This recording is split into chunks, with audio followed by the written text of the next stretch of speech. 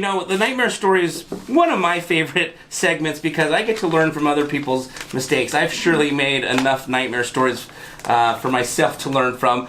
So, if you don't mind diving into your story, I'd love to hear your nightmare story. Yeah. By the way, I was listening to the commercial. We used the snap leash all weekend with our dog. Oh, nice! You know that, yeah. Thank you. Thank you. By the way, it could be a nightmare if you're walking your dog without. So, yeah. The nightmare story, I mean, I've got so many I can go to. I guess this would be one of them because it's a nice segue from the last topic we were talking about, and that's getting, scaling and growing bigger. I bought a property from a guy that had deep pockets, very wealthy, and this is when I was starting to get bigger and buying, 100-unit complexes and things like that. And this guy was very, very well-to-do, and I had structured the deal in such a way that by the time that we got to closing, I had put very little money down.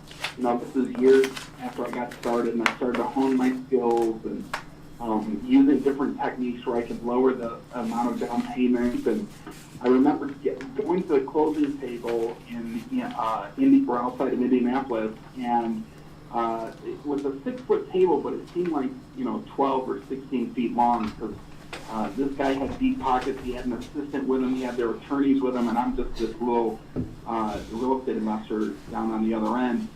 And he's looking at the closing table, and he's looking at the closing statement, and he's slapping the paper. I don't know if you can, your listeners can vision this in their minds, looking at a piece of paper and then slapping the paper with their back hand, and they're looking at me going, "How did you do this? How did you do this?" And they're mad. And as they're looking at me, I'm looking behind me. You can't be talking to me. I'm somebody else. You're the closing agent or somebody, right? Right. And then I realized, oh, shoot, they're talking to me. And I said, do what? Sometimes I'm very good at playing dumb. My wife says that quite a bit. But I realized that they didn't understand what I was doing with the way I had structured the deal from a lending standpoint, and also things like credit to closing and all these other things. And so what was interesting about that was I ended up buying 2 more properties from this guy, and the guy was impressed with what I was doing. He offered me a job. Now, this guy was very deep pocket, and when he offered me a job, I said, well, that's a smart ass, I think. I don't know if I can say that on the radio. I said something to a smart aleck. How about that? Okay.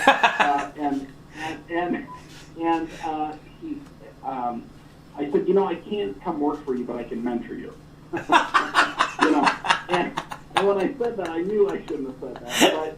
But I was acting like a hot shot at that time, and I was doing pretty well. And I took that property. This is the property that you mentioned in the intro, ironically enough, and it was a property that I took from 3.1 million or 3.15 million to 5.6.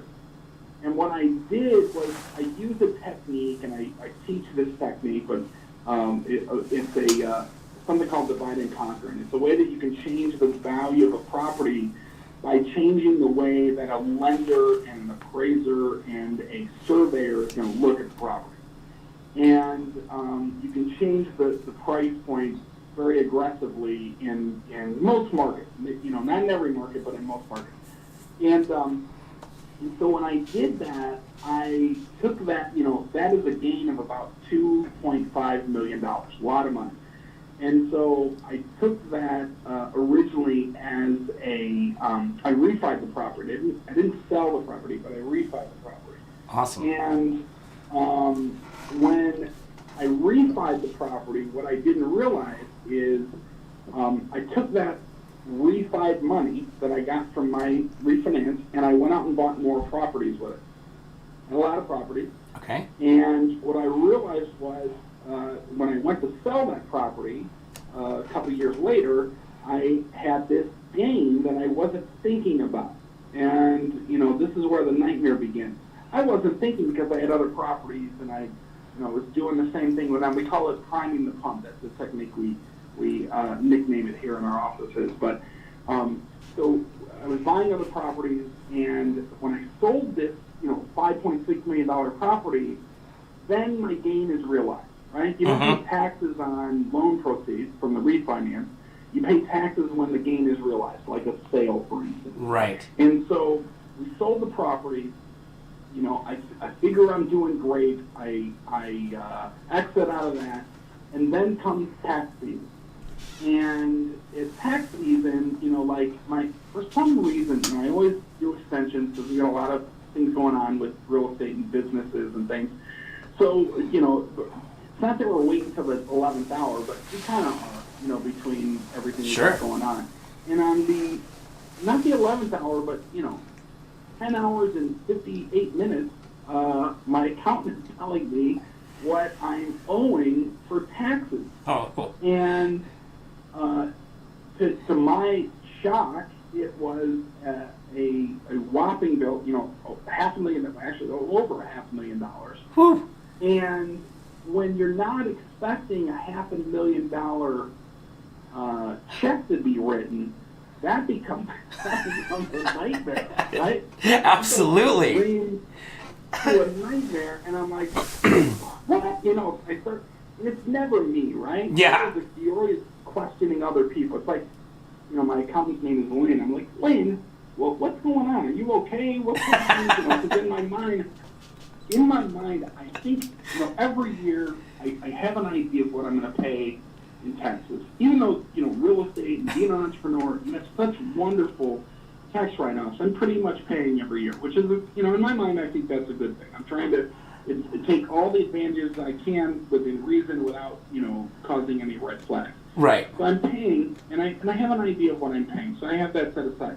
But a $500,000 plus, that becomes a problem, right? Right. Instantly. Not only a problem, but a nightmare. Yeah. And so that's my story. So my lesson that I learned from that was anytime you are taking any kind of money from a property, always sit with your tax accountant, CPA specialist first, and talk about what the outcome of that is going to be. And if you can understand that, you can save yourself from these nightmares that you may have in real estate. Because, real estate's great for tax advantages, but, if you're good at real estate and you're good at driving value and income, and whether you're flipping properties or, buying whole, long-term rentals, things like that, you always want to make sure that you are staying in the good graces of the IRS and making sure that's the key. So anytime you are doing something big like that, taking money out for any reason, or refi, a sale, anything, make sure you're talking with your CPA, accountant, tax specialist first. Awesome. That's a good lesson. Wow, that is a nightmare. That is definitely a nightmare story. Hi, welcome to my channel. I'm Yoshi Strachey, the host of the real estate show, Utah Home Sweet Home, which airs every Saturday morning from 9 to 10 a.m. on K-Talk Radio 1640 a.m. I'm also the host of the show, $1 Million Home Sweet Home, where we tour $1 million homes right here in this beautiful state of Utah. I'm also a real estate agent, a real estate investor. I fix and flip houses, and I'm also a national public speaker. And on this channel, we're going to talk everything real estate as well as everything Utah, because this beautiful state has a lot to offer. And if you're looking to get to know more about real estate and real estate investing, or just purchasing your very first owner-occupied home, you've come to the right place.